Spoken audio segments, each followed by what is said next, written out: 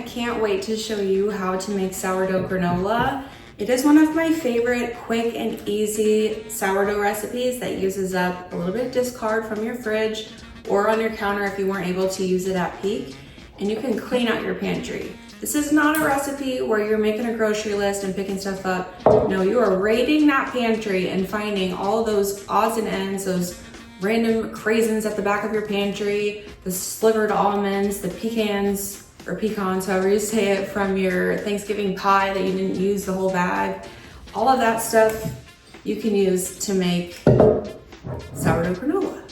So my husband loves eating it just plain, as do I. I make a batch that actually fills up both of these, but we've already gotten into half of this one.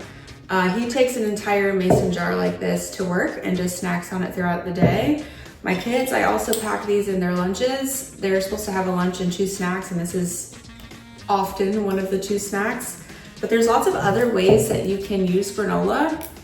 In the recipe post, which I will link in the description below, I have a list of ideas on different ways to kind of repurpose granola. One way is to sprinkle it on top of oatmeal. I often do overnight oats just because it's quick and easy.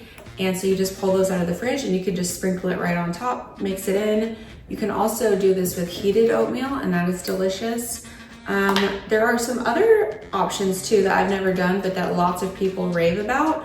One is you can turn your granola into granola bars. Just kind of crush it up a little bit and add some binders like nut butters, honey, things like that, and shape it. And you have awesome granola bars. You can also turn these into energy balls in the same kind of way, and you don't even have to bake that. You just crush these up, add some peanut butter, honey, roll them into balls. Delicious.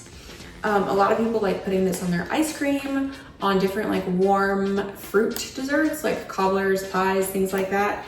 There's so many ways to use granola, and my favorite thing of all is how much money you're saving and you're reducing food waste. I can't tell you how many times I have discovered some random bag of nuts or seeds in the back of my pantry that expired. And I'm like, oh, I guess I'd have to find a recipe to use it in. You don't have to find a recipe anymore.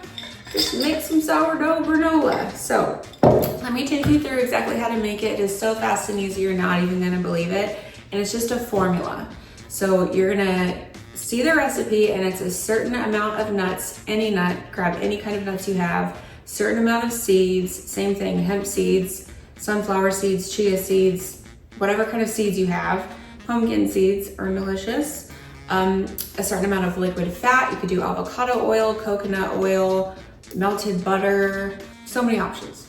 It's a very easy recipe to adapt to whatever you have in your pantry. So give it a try. Let me know what you think in the comment section. And of course, I will have that recipe, the formula I more like to call it, linked in the description, and you can print it off to make things easy. All right, let's get to it.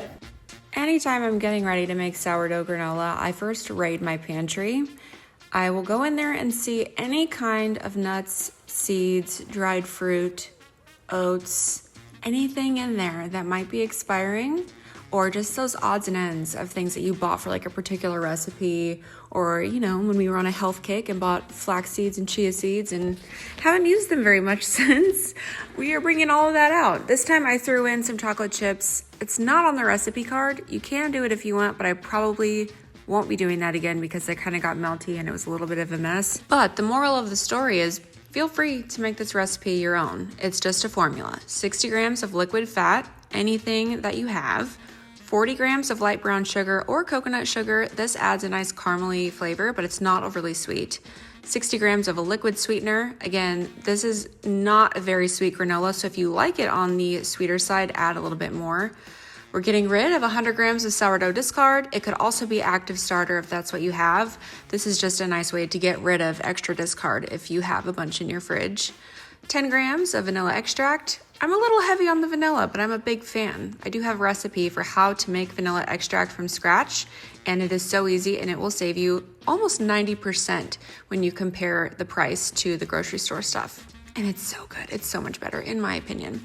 Mix all of that liquidy stuff together, and then we're gonna get adding the oats, 200 grams. I've done this with quick oats before and it worked in a pinch, but I do think old-fashioned oats are a little bit better.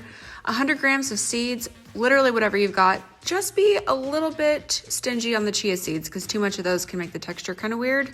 But anyway, whatever you got, 100 grams of nuts. This is the perfect time to get rid of those slivered almonds and those pecans from your Thanksgiving pie. And I've gotten a lot of questions about what if my nuts are salted or not salted. Does it matter? It doesn't matter. It doesn't matter. I use a mix of both. You can adjust the salt in the recipe if you feel like all of your nuts are salted, but I don't take it too serious. It's going to be just fine. I have a little mix going on here, and this granola was great. I didn't think, oh, this is too salty or not salty enough. Don't worry about it. 100 grams of dried fruit.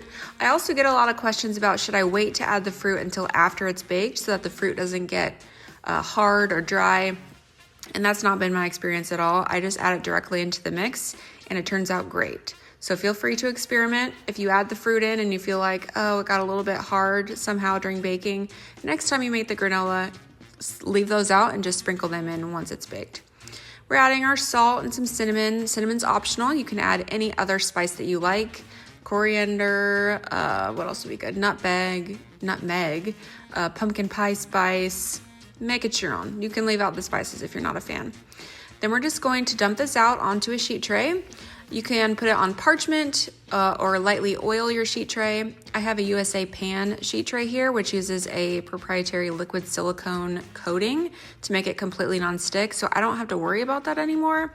But if you have just a regular sheet tray that doesn't have non-stick properties to it, you're definitely going to want to take precautions or your granola might stick a bit. Then we're going to push down the granola. This is what's going to help you get those clusters when it's baking. Throw it in the oven. You want to bake it for about 30 minutes. Try to rotate the sheet pan halfway through to get browning even. If you prefer a looser granola mixture, you can kind of toss this mixture halfway through baking, but if you really want the clusters, don't touch it. It might get a little bit more brown on the edges, but trust me, if you start moving things around, your clusters are all going to break up. We're going to let this fully cool down, and then we're going to come back and break it up into those beautiful clusters. You can break them down as much as you want, or you can leave them as big as you want. That's the beauty of making your own granola. You can make it your own. The way that I store granola, I have found the best way is actually in a glass mason jar or an equivalent. It keeps in here for weeks, like actually weeks. For us, it normally doesn't last that long, but we had a jar that we had forgotten about that was in the back of our pantry. I had made this recipe about 4 weeks ago and it was perfect, like new. Nothing wrong with it, delish. So I hope you love this recipe. If you do, let me know what you think in the comments below. I'm so happy at all of the feedback I've already gotten and happy baking.